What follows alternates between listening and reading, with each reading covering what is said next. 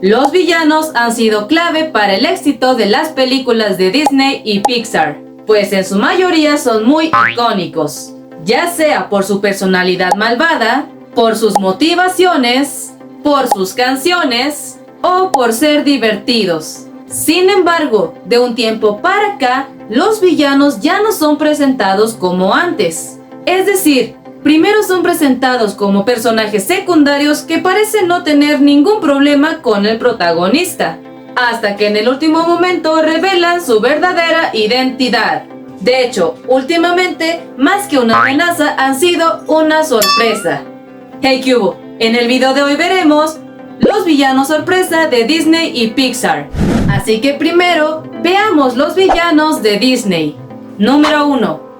El primer villano sorpresa que nos presentaron fue Clayton. Bueno, para empezar, tenemos un villano clásico, sí, y que aunque para la audiencia sí parecía el villano desde el inicio, pues al menos para Tarzán, Jane y su padre sí que fue una sorpresa.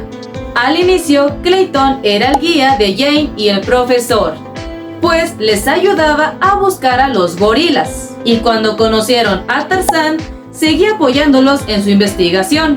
Pero una vez que encuentra a los gorilas, Clayton los traiciona, pues su objetivo siempre fue capturar a los gorilas para venderlos. Número 2. Se podría decir que fue el príncipe Hans quien inició con esta racha de villano sorpresa, ya que cuando salió Frozen, casi nadie se esperaba este plot twist, pues tanto los protagonistas como la audiencia caímos en su mentira. O dime si tú, por el contrario, ya sospechabas de él desde el inicio.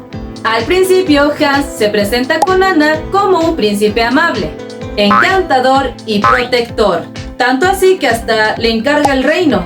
Pero en cuanto vio que el reino ya era casi de él, salió a la luz su verdadera personalidad, siendo más bien frío y manipulador, ya que solo fingió amar a Anna, la dejó al borde del congelamiento y casi se deshace de la reina Elsa.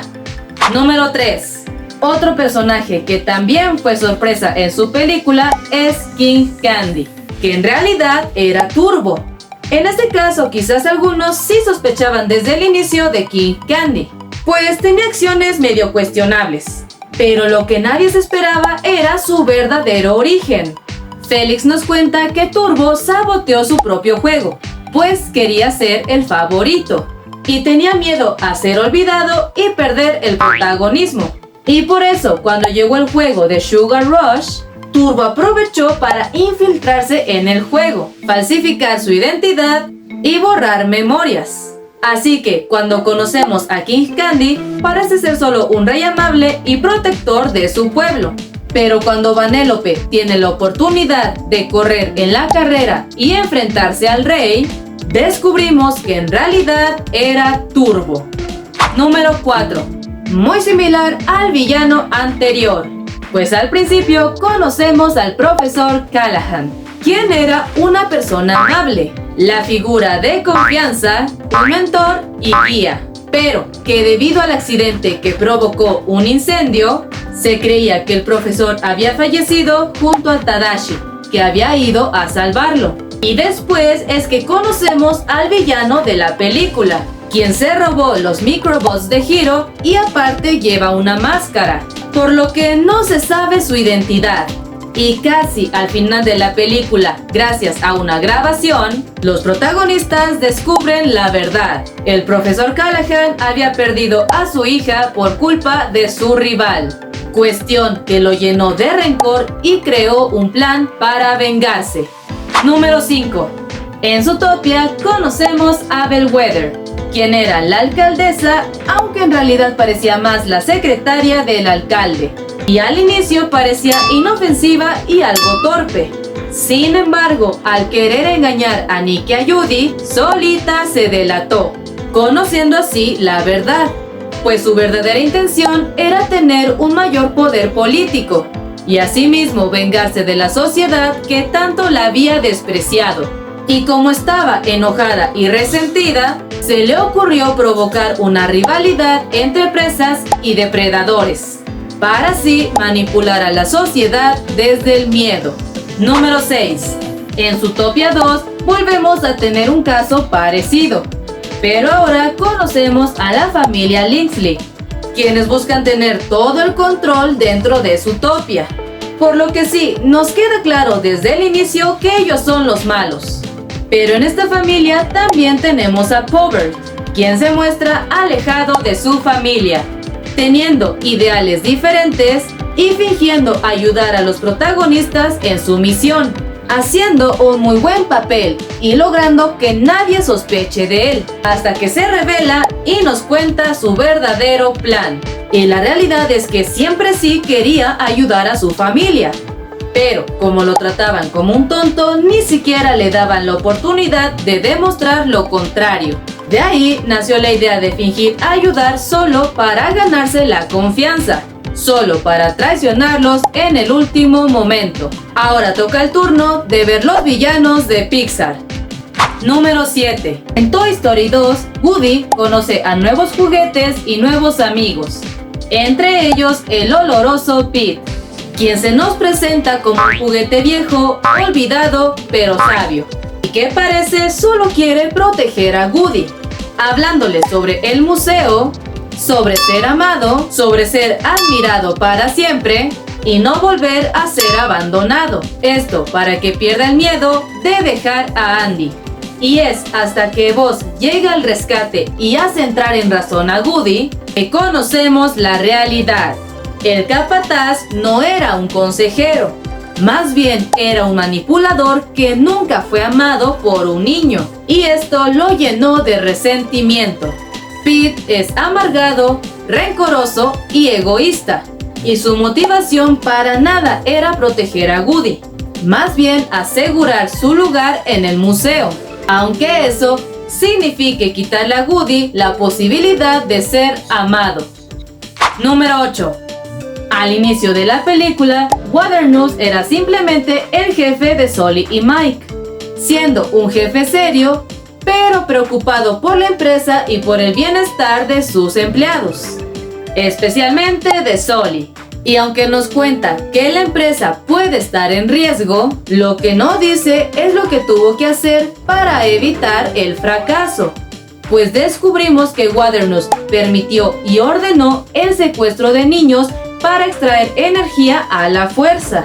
Empezando esto con Boo, la pequeña que se encariñó de Sully y viceversa. Y que cuando Sully descubrió la verdad y prefirió salvar a Boo, Waternoose no dudó en desterrar a Mike y a Sully, mostrándose autoritario y desesperado. Su motivación fue el miedo al colapso del sistema, siendo alguien que cruza límites morales por el bien mayor. Número 9. Charles Moons era el héroe de Carl cuando este era un niño. Al inicio de la película vemos que Charles tiene una misión por cumplir y se compromete tanto que prometió no regresar hasta capturar al ave. Muchos años después, cuando Carl emprende un viaje a las cataratas del paraíso, este se encuentra con su héroe, ya algo grande, quien se presenta como alguien carismático y emocionado por compartir su aventura como alguien legendario, como un ídolo que inspira admiración. Pero cuando se entera que Russell ha encontrado al ave, ahora llamado Kevin, Charles se enfurece, revelando su obsesión y demostrando que cualquiera que se interponga entre él y el ave es su enemigo. Y para este punto, ya no es un explorador, sino un cazador paranoico. Charles Moon se volvió obsesivo, orgulloso y peligroso, cuya motivación es limpiar su nombre y ser reconocido, aunque eso signifique matar y traicionar. Fue un personaje que se nos presentó como un héroe, pero que se volvió un villano nacido del ego y de la obsesión. Número 10. Creo que Lotso es uno de los villanos más recordados por ser una gran sorpresa. Al principio se nos muestra como un juguete amigable, protector y que huele a frutas, y le da la bienvenida a Woody y a sus compañeros a la guardería. Sin embargo, cuando los juguetes piden ser cambiados de salón, Lotso empieza a mostrar su verdadera personalidad, descubriendo que gobierna con miedo, castigos y manipulación.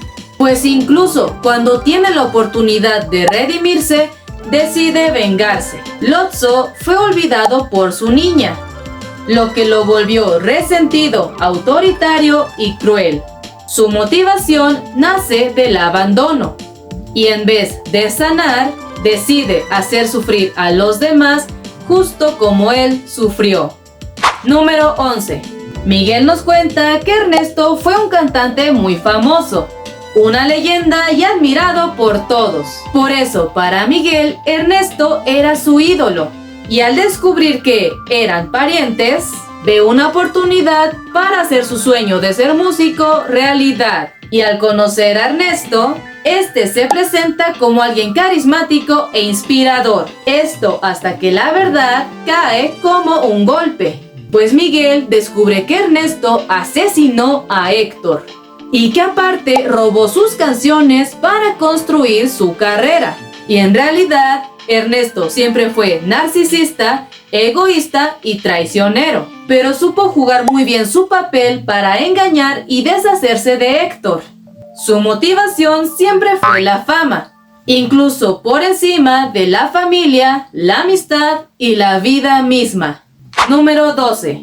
Evelyn Devor se presenta como una aliada que apoya la idea de su hermano de volver a los supers a la legalidad. La conocemos como alguien inteligente, sarcástica y brillante, dispuesta a ayudar a Elastigirl en lo que sea necesario. Incluso ya nos habían presentado al villano de la película, el raptapantallas. Sin embargo, no conocemos su identidad, y es hasta que Elastigirl lo atrapa de manera muy sospechosamente fácil, es que se nos revela que Evelyn estaba detrás de todo, siendo la verdadera villana, y manteniendo su plan se revela contra Elastigirl, siendo la mente detrás del caos, manipulando a héroes y ciudadanos desde las sombras. Tanto Evelyn como su hermano perdieron a su padre en un asalto, y ya que su padre dependía de los supers, ella se volvió resentida, calculadora y vengativa. Su odio hacia los supers nace del trauma y de la pérdida, y busca demostrar que el mundo no necesita de los superhéroes. Y estos fueron algunos de los villanos que en su momento fueron una sorpresa tanto para el espectador como para los protagonistas. Y ahora tú dime en los comentarios si tú ya sospechabas de algún villano desde el inicio.